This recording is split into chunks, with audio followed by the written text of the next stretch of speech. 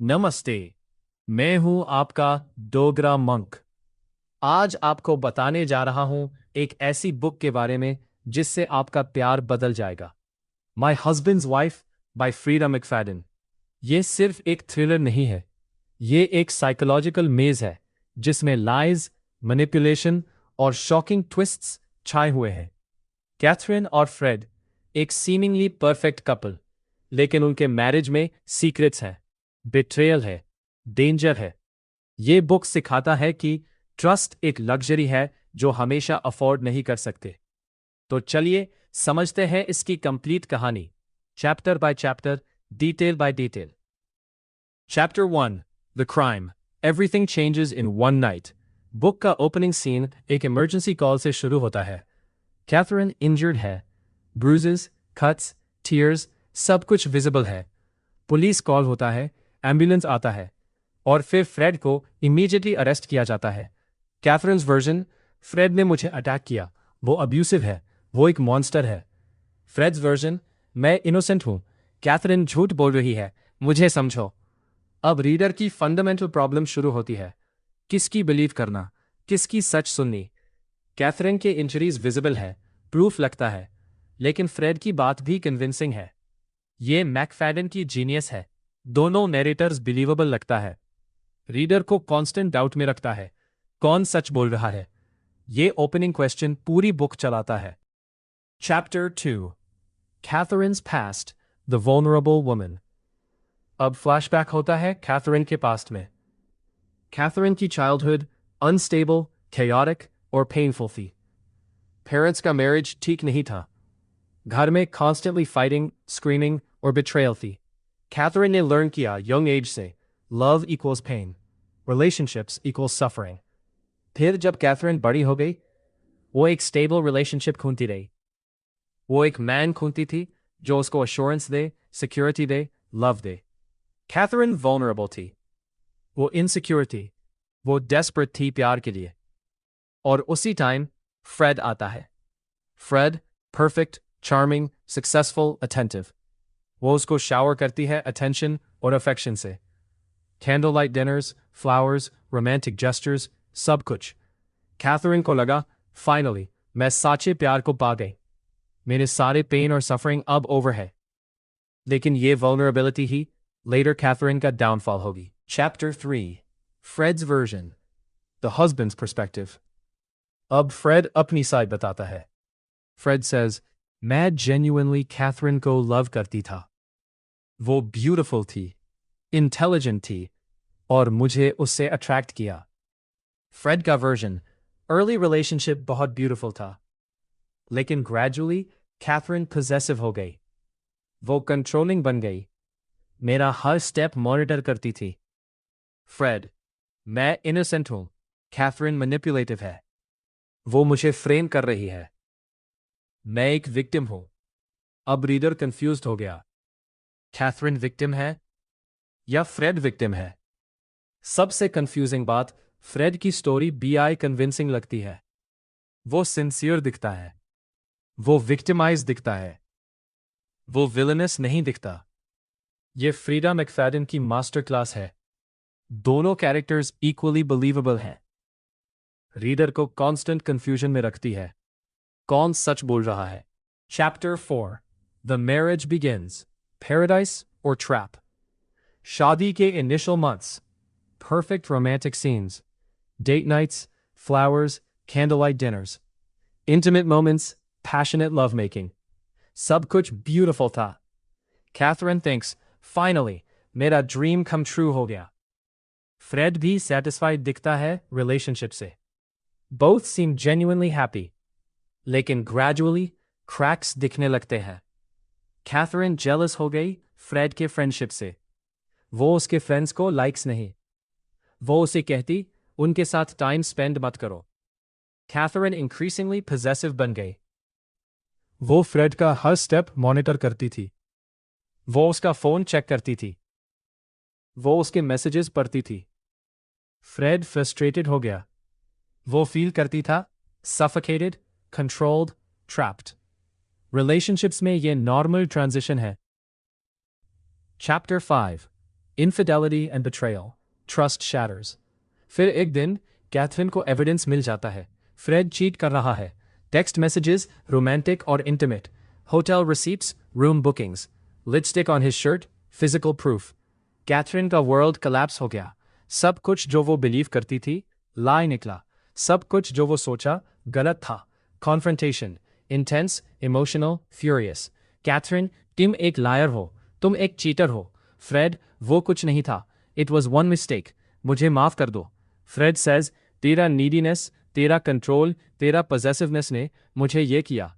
तू इतनी डिमांडिंग थी कि मैंने उससे एस्केप करना चाहा। कैथरीन शैटर्ड था, लेकिन डिवोर्स नहीं ले पाई। क्योंकि स्टिल लव था या क्योंकि वल्नरेबल था। Chapter 6. Manipulation Tactics. The Mind Games Begin. अब रिलेशनशिप एक साइकोलॉजिकल बैटलफील्ड बन गया। Catherine's tactics. अफेयर को हर आर्ग्यूमेंट में वेपन बनाती है। सुसाइड थ्रेटन करती है अगर फ्रेड चला जाए। कॉन्स्टेंटली अक्यूज करती है कि वो फिर से चीट कर रहा है। उससे फ्रेंड्स और फैमिली से आइसोलेट करती है। उसका फोन चेक करती है, लोकेशन ट्रैक करती है, सेक्स को रिवॉर्ड और पनिशमेंट बनाती है। Friends tactics. Gas lighting. तू क्रेजी है, तेरे को पैरानोया है। कैथरीन को अपने एक्शंस पर डाउट दिलाती है। चार्म और इमोशनल मैनिपुलेशन यूज करती है। थ्रेट करती है, अगर तू ट्रस्ट नहीं कह सकती तो मैं चला जाऊंगा। उसका इनसिक्योरिटी यूज करती है उसके अगेंस्ट। कन्विंसेस करती है कि कैथरीन इरैशनल है। ये गैस लाइटिंग क्या होती है? एक इंसान दूसरे को कन्विंस करती है कि उसका परसेप्शन गलत है। Fred, you're being paranoid, you're crazy. Fred, you're being paranoid, you're crazy, you're unstable. Catherine gradually अपने माइंड पर डाउट करने लगी। वो सरा गई। Am I crazy? क्या मैं actually paranoid हूं? 10 minutes. ये रिलेशनशिप की डेथ स्टेज था। Chapter 7. Financial Entrapment. Control through money. अब मनी रिलेशनशिप में प्राइमरी वेपन बन जाता है। Financial structure. Fred all finances completely control करती है। इन्वेस्टमेंट्स, बैंक अकाउंट्स, प्रॉपर्टीज, सब कुछ फ्रेड के नाम। कैथरीन को अलाउंस देती है जैसे एक चाइल्ड को। कैथरीन को क्रेडिट कार्ड नहीं देती। मेजर परचेसेस के लिए फ्रेड की परमिशन चाहिए। कैथरीन फाइनेंशियली कंप्लीटली डिपेंडेंट है। Catherine's realization. कैथरीन को हार्श रियलिटी दिखती है। वो डिवोर्स ले सकती है? नहीं, उसके पास पैसे नहीं। वो इंडिपेंडेंट लाइफ स्टार्ट कर सकती है? नहीं, क्रेडिट स्कोर नहीं। वो एस्केप कर सकती है? नहीं, उसके पास सेविंग्स नहीं। फ्रेड के justifications. I make more money so I manage it. You're not good with finances. This is for your own protection. If you leave me, you'll have nothing. ये ultimate control था।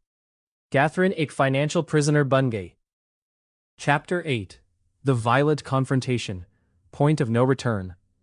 Years of manipulation, infidelity, control, gaslighting. Suddenly, everything explodes. Catherine को फिर से evidence मिल जाता है। Fred FIR से cheat कर रहा है। Catherine का patience over. Catherine का tolerance over. Catherine realize करती है सब promises lie they.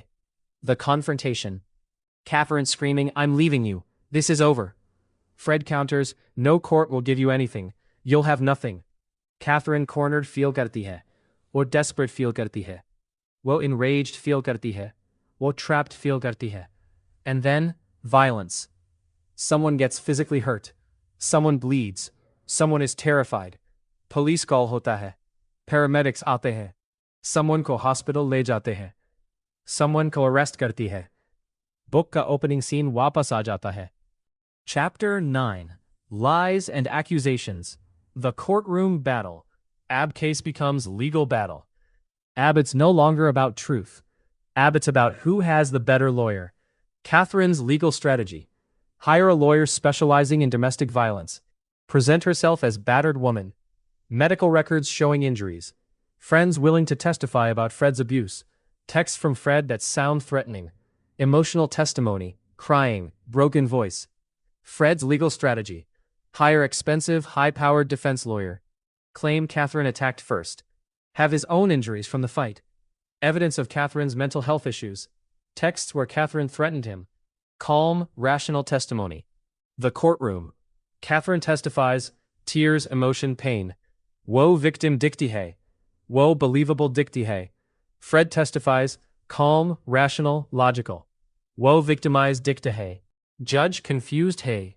Experts disagree on who initiated violence. Evidence is conflicting. Judge ko decision karna padta hai.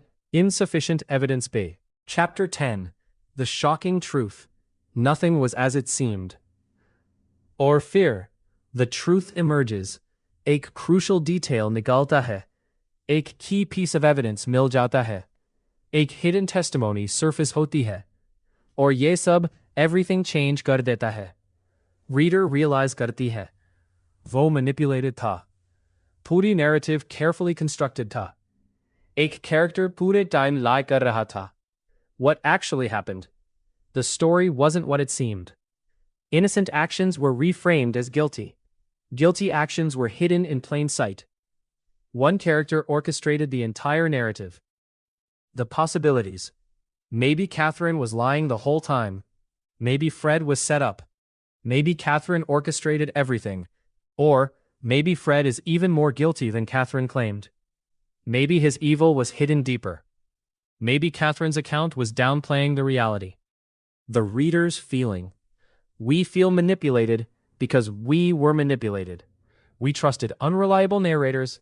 We made assumptions without complete information. We want to reread to see what we missed. Major themes and conclusion. Ab book ke main themes समझते हैं. 1. Trust and betrayal.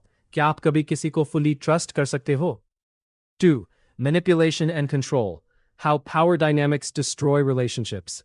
3. Unreliable reality. Perspective shapes what we believe is truth. 4. Toxic relationships. The slow burn of emotional and financial abuse. 5. Secrets and lies. Everyone has something to hide. 6. Consequences. Actions have devastating unexpected outcomes. 7. Justice. Is the legal system a tool for truth or weapon for clever? Hindi wisdom. हर शख्स के अंदर दो इंसान होते हैं, जो दिखता है और जो सच है. Frida McFadden. Exactly ये सिखाता है इसकी book से. Final verdict. My Husband's Wife is a must-read psychological thriller. Shocking ending, complex characters, deep psychology, सब कुछ है.